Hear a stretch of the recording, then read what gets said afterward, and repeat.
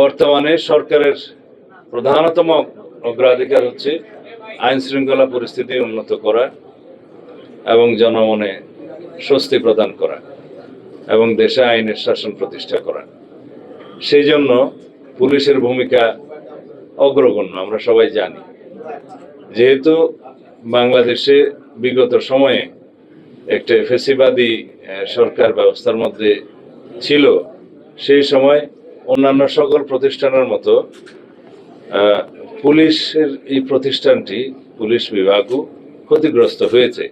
সেই জায়গা থেকে আমরা ক্রমান্বয়ে আজকের এই পর্যায়ে এসেছি, জনমনে যাতে এই আস্থাটা আমরা সৃষ্টি করতে পারি যে পুলিশের যে ঐতিহাসিক ভূমিকা ছিল সেই ভূমিকায় আমরা আবার অবতীর্ণ হয়েছি এবং মানুষ যাতে মনে করে পুলিশ সত্যিকারভাবেই জনগণের বন্ধু এবং সেই হিসাবে আমরা পুলিশ ফোর্সকে পরিচালিত করব।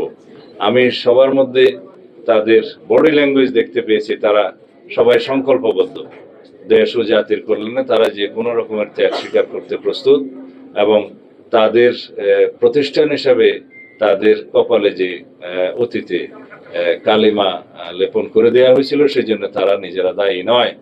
একটা ফ্যাসিবাদী রেজিমের কারণে কিছু সংখ্যক লোক সেই কর্মকাণ্ড চালিয়েছে, যার দোষটা প্রতিষ্ঠান হিসাবে এই প্রতিষ্ঠানের উপরে এসে পড়েছে। সেই জন্য প্রতিষ্ঠান দায়ী নয়। প্রতিষ্ঠান এমনভাবে আমাদেরকে দাঁড় করাতে হবে যাতে প্রাতিষ্ঠানিক সিস্টেমে সবাই কাজ করে, এখানে যেন কোনো ব্যক্তিতান্ত্রিক সিস্টেম গড়ে না ওঠে।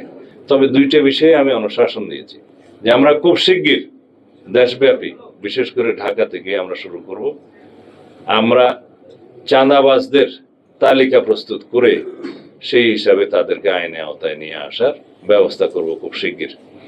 দুই, যারা অস্ত্রধারী, সন্ত্রাসী, দাগী আসামি, যারা সমাজে বিশৃঙ্খলা সৃষ্টি করছে তাদের একটি তালিকা প্রণয়ন করা হচ্ছে। সেটা নির্মোহভাবে তালিকা প্রণয়ন করা হচ্ছে এবং আনবায়াস তালিকা প্রণয়ন করা হচ্ছে। সেটা আমরা স্ক্রুটিনি করে তাদেরকে আইনের আওতায় নিয়ে আসার ব্যবস্থা করব খুব শিগগির। এই দুইটা বিষয় আমরা অগ্রাধিকার ভিত্তিতে নিয়েছি। আশা করি এদেশের সকল জনগণ, আপনারা সবাই সেটাতে আমরা সহযোগিতা দেবেন এবং সহযোগিতা পাব। আমরা সেই দিকেই যাচ্ছি। আমরা জনগণকে এইভাবে আশ্বস্ত করতে চাই যে আমাদের সর্বোচ্চ প্রচেষ্টা থাকবে যাতে দেশে শান্তি শৃঙ্খলা বজায় থাকে, আইনের শাসন প্রতিষ্ঠা হয় এবং জনমনে স্বস্তি থাকে। এখন জনগণের সরকার এবং একটি সুষ্ঠু, নিরপেক্ষ, গ্রহণযোগ্য, বিশ্ব স্বীকৃত নির্বাচনের মধ্য দিয়ে গণতান্ত্রিক রাজনৈতিক সরকার প্রতিষ্ঠিত হয়েছে। সুতরাং আগের সাথে তুলনা করলে চলবে না। দ্বিতীয়ত, আমি প্রথম দিনেই মন্ত্রণালয়ে যোগদান করার পরে আপনাদের নিশ্চয়ই মনে আছে বলেছি যে চেইন অফ কমান্ড থাকতে হবে, এস্টাবলিশ করতে হবে। এখন যে প্রশ্ন আপনি তুললেন যে একজন ওসি সরাসরি মন্ত্রীকে ফোন করবে কিনা, সেটা আমরা অ্যালাউ করি নাই। তবে মন্ত্রী যদি প্রয়োজন মনে করে যে কোনো লেভেলে যোগাযোগ করার, সেটা করবে, কিন্তু চেইন অফ কমান্ড ব্রেক করে যেন নিম্নপদস্থ কর্মকর্তারা তার উপরস্থ কর্মকর্তাদের ডিঙ্গিয়ে সরাসরি তার উপরস্থ কর্মকর্তাকে যোগাযোগ না করে, এটা বলা হয় চেইন অফ কমান্ড যেন ব্রেক না করে, সেই সিস্টেমটা আমরা চালু করেছি।